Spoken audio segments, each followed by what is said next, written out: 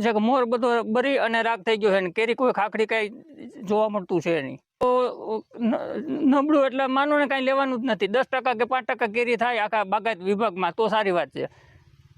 એ 25 વીઘાનો બગીચો હતો, એમાં 6 વીઘા મેં અગાઉ ખુલ્લું કરેલું હતું અને અત્યારે મારે 18 વીઘાનો બગીચો છે, એમાં પણ કાપવાનું અપાઈ ગયું છે. આજે એક આંબાની ડાળ અમારી કટિંગ થતી હોય તો અમારો જીવ કટુકટુ થતો હોય.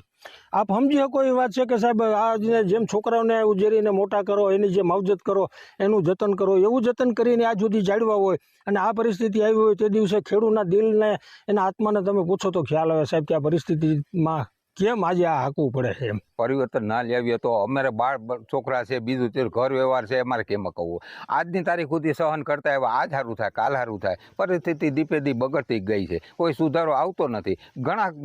ઘણી મહેનત આ દવા ખાતર બીજું ત્રીજું આપણે ઘણું કરેલું છે, છતાં એનો કોઈ આપણને કોઈ ફાયદો નથી મળ્યો. શું મજાલ છે તો આ વર્ષે પણ ખેડૂતોને 20% જેવું જ ઉત્પાદન મળવાનું છે. જે 20 વીઘાનો ખાતેદાર ખેડૂત છે એને લાખ રૂપિયા તેની માવજત પાછળ ખર્ચ કરેલો છે, તેની સામે તેને 50,000નું જ ઉત્પાદન આ વર્ષે કદાચ મળે તો અમારી સ્પષ્ટ માંગણી છે કે કેરીના બાગાયતી પાકને મુખ્યમંત્રી કિસાન સહાય યોજનાની અંદર સમાવેશ કરી અને ખેડૂતોને સર્વે કરાવીને યોગ્ય વળતર ચૂકવવામાં આવે.